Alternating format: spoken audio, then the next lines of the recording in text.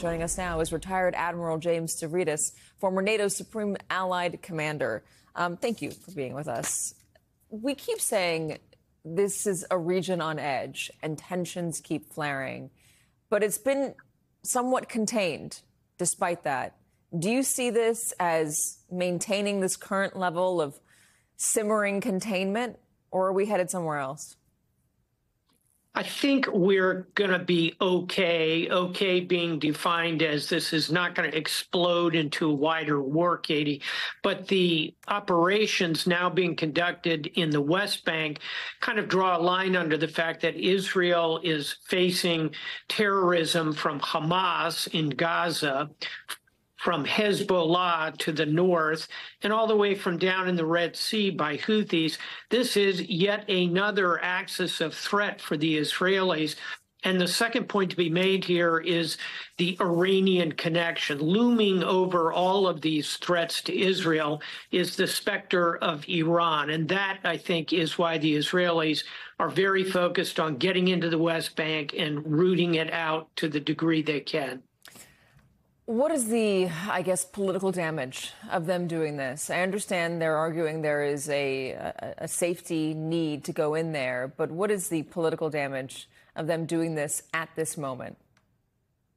It's tactically significant. What I mean by that is, even as the Biden administration continues to try with immense energy to get these ceasefire talks landed, here's yet another obstacle that'll be thrown in the face of it. Because let's face it, Katie, you can get to a ceasefire conceivably in Gaza, but step two is governance, is turning it over to somebody. That's ultimately got to be the Palestinian Authority. And when you're the Israelis and you're attacking inside the West Bank against targets in the vicinity of the Palestinian Authority, just going to be much more difficult to breathe life into the ceasefire and, above all, to get to that next step beyond the initial ceasefire. How do you read Benjamin Netanyahu right now? There are folks within Israel, former prime ministers, who are writing really scathing op-eds saying that he doesn't want a ceasefire. He wants this to erupt into a wider war because he wants to be seen as the Winston Churchill of Israel. They say that his future and his ambitions are so tied to this war that he can't be trusted to be in charge of it.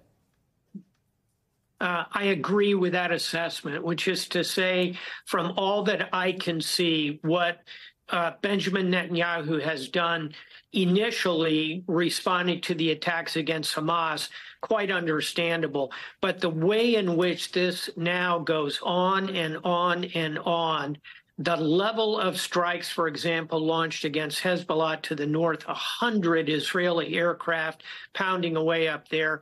Add to that going into the West Bank in the middle of what ought to be a period to try and close the ceasefire. When you put all that together, that's not the defiance of a Winston Churchill. That's somebody looking for a fight. And I think it is tied to domestic political concerns and legal ones that the prime minister has.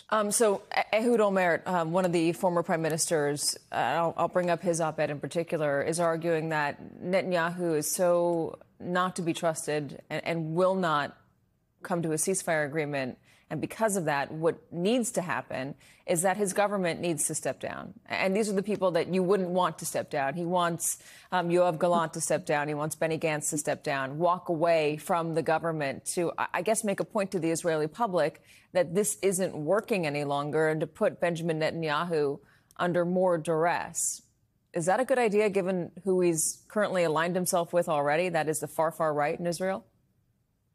I think that ultimately the Netanyahu government is going to fall. Benny Gantz has already left it. I know him well. He was their chief of defense when I was in charge of U.S.-Israeli military-to-military cooperation. He's already voted with his feet. I think the key individual that the former prime minister is really directing this toward is Yoav Gallant, the current minister of defense, former chief of the IDF.